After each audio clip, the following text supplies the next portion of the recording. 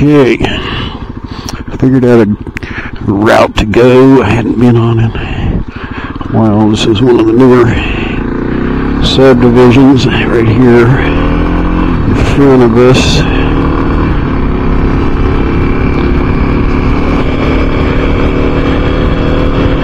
And then will be the Veterans Cemetery is out here. We'll be heading over the North Platte River Bridge.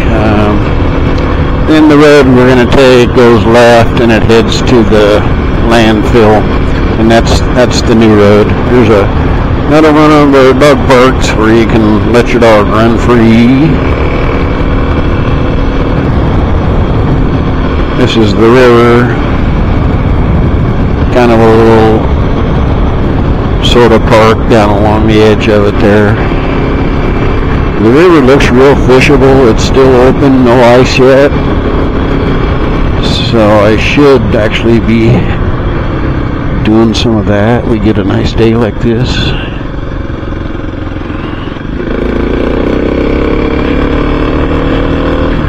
I think the last time I was on this road, this section here was not paved. So they did complete the project. And I'm not sure why this road exists. I guess it's so people from Evansville can get quicker access to the gun range and the event center and the landfill. So I guess that's why. 30 mile an hour speed limit on an empty country road, paved this smooth.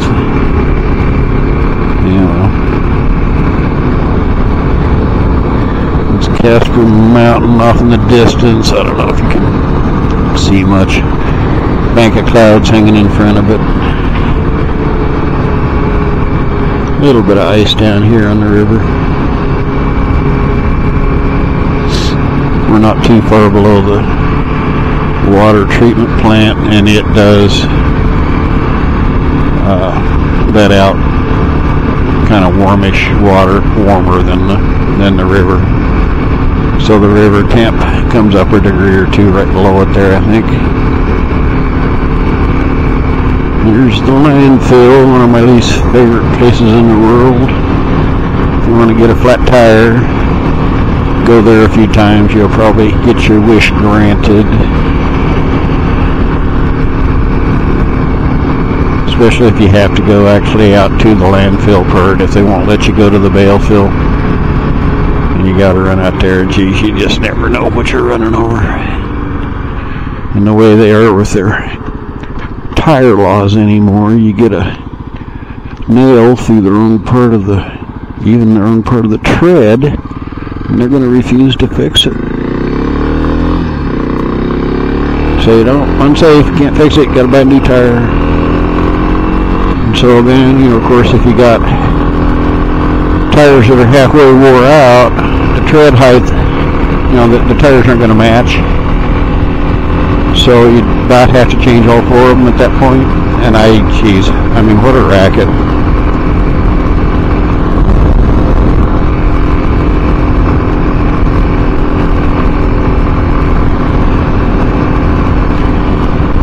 Almost makes a feller want to buy their own tire machine so they can fix their own.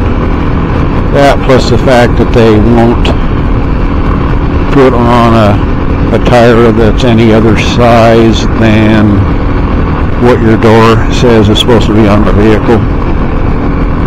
You can take the wheels in separate and they will put them on, but if you take the vehicle in and want a different size tire, they will not do it. At least Walmart's that way. I don't know if they all are. I think maybe they all are. And they also always look at the date code. If you take in a set of tires that you want it mounted or something like that, they look at the date code, and if it's past a certain age, they just go, nope, can't do it. And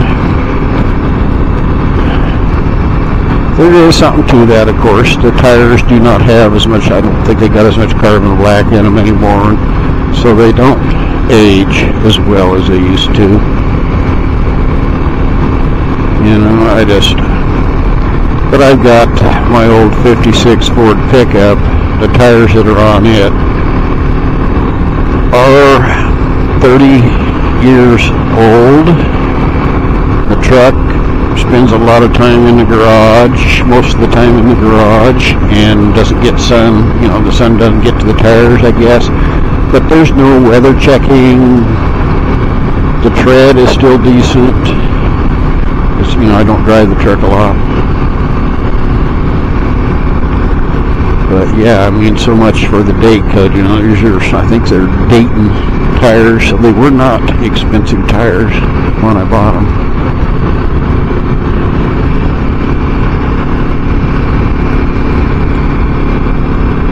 Okay, let's see. I think we'll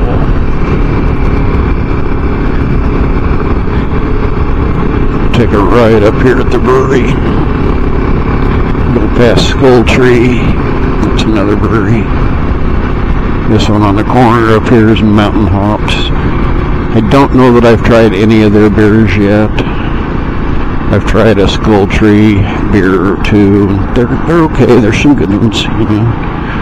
Most of the brewers just tend to get a little heavy on the hoppy stuff, you know, and everything. Even the ones that should be a light pilsner got a hoppy taste to them. Plus none of them have happy hour, and they're all wanting $7 to $8 for a glass of beer. You know, poor boy like me, that's a lot of my entertainment budget for one glass of beer.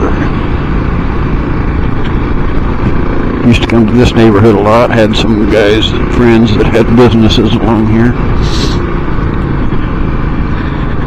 Let's see, Skull Tree Brewery is this little building right there. Small little place. I think they've got seating for like 7 people inside there total.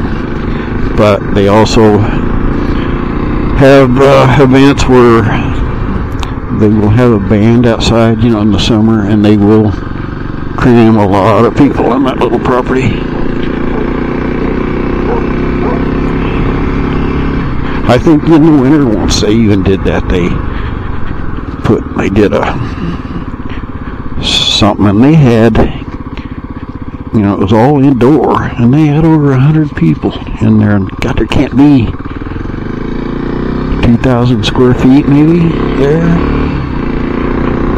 And I'm not sure how the fire department let them get away with that. It's a lot of folks. Not one that I went to. That's too many people in too small of a spot.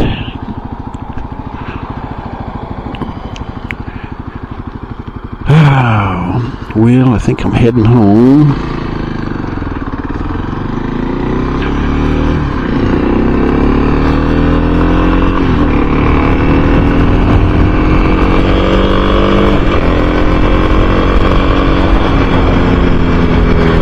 Oh, it's easy to speed on this bike. It just kind of likes to go.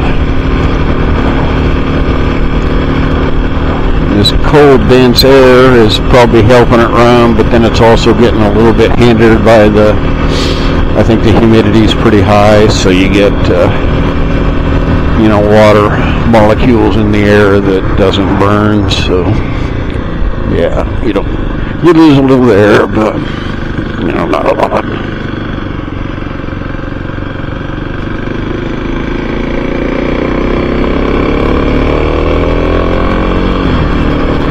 My outdoor cat was begging to get her little chin rubbed when I left on this bike ride, so that'll be the first thing I probably have to do when I get home is take my gloves off and give the cat a little rub-a-dub. She's pretty spoiled.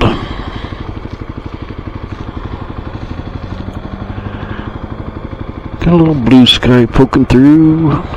sun trying to. Pretty hazy.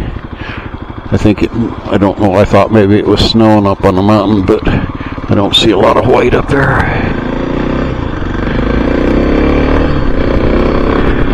Yeah, this is so much fun. I'm going to keep going for a while.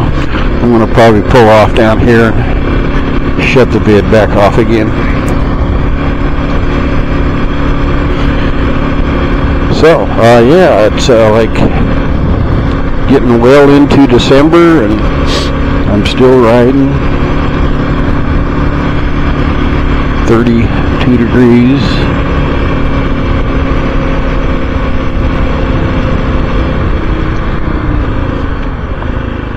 $31 degrees it says right there, so chilly day, but you know, it isn't that bad. Snowmobilers put up with a whole lot more than that. Okay, see y'all later.